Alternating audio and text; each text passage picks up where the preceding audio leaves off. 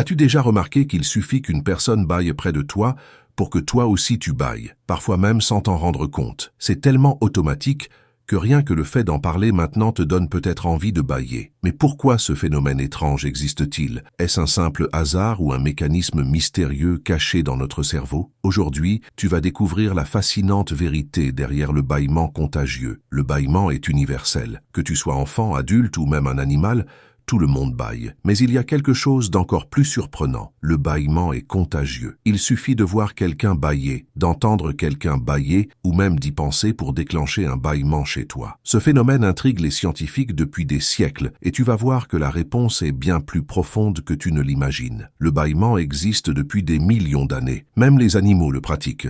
Singes, chiens, chats, oiseaux, tous bâillent. Mais à quoi sert-il exactement? Pendant longtemps, on pensait que le bâillement servait à augmenter l'oxygène dans notre corps. Quand tu es fatigué, ton rythme respiratoire ralentit et ton corps aurait besoin d'un grand bol d'air frais pour réveiller ton cerveau. Mais cette théorie, bien que séduisante, a été largement remise en question. Aujourd'hui, les chercheurs pensent plutôt que le bâillement sert à refroidir notre cerveau, un peu comme un ventilateur naturel. En inspirant profondément et en étirant les muscles du visage, ton corps régule la température interne de ton cerveau pour le maintenir performant. Mais ça, c'est pour le bâillement en lui-même. Qu'en est-il de sa contagion? C'est là que les choses deviennent encore plus fascinantes. Pourquoi ton cerveau te pousse-t-il à bâiller quand quelqu'un d'autre le fait? Des expériences ont montré que si tu regardes une vidéo de gens qui bâillent, ou si tu lis simplement le mot « bâillement », tu as de fortes chances de bâiller toi aussi. Même en ce moment, alors que tu écoutes cette vidéo, tu ressens peut-être ce besoin incontrôlable. Ce phénomène serait lié à un type particulier de neurones,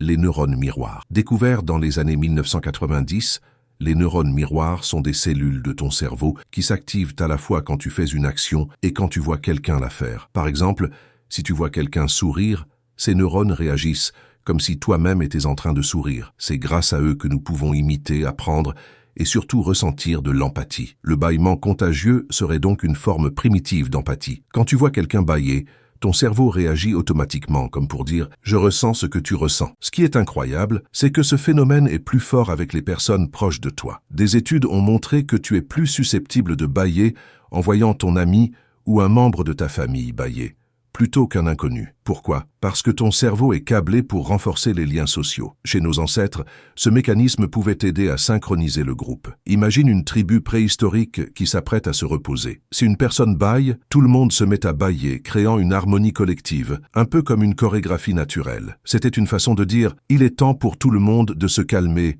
et de rester en sécurité. Mais attention, tout le monde ne réagit pas de la même manière. Certaines personnes ne sont pas sensibles au bâillement contagieux. Les recherches montrent que ce phénomène apparaît généralement vers l'âge de 4 à 6 ans, lorsque l'enfant développe une compréhension émotionnelle des autres. Il est aussi moins fréquent chez les personnes atteintes de troubles comme l'autisme, car leur cerveau ne réagit pas de la même façon aux signaux sociaux. Cela confirme l'idée que le bâillement contagieux est directement lié à l'empathie et à la connexion émotionnelle. Le plus fou dans tout ça, tu n'as même pas besoin de voir quelqu'un bâiller pour que ça marche. Ton cerveau est tellement puissant qu'il peut se déclencher rien qu'en y pensant. En ce moment, alors que je te parle de bâillement, ton cerveau est peut-être en train de lutter contre l'envie de le faire, ce qui prouve à quel point nous sommes tous connectés par ce simple geste. Le bâillement contagieux est bien plus qu'un simple réflexe.